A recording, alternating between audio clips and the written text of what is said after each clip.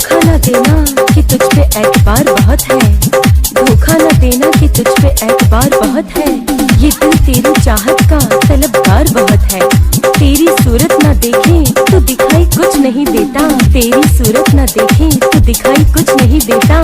हम क्या करें कि तुझसे हमें प्यार बहुत है।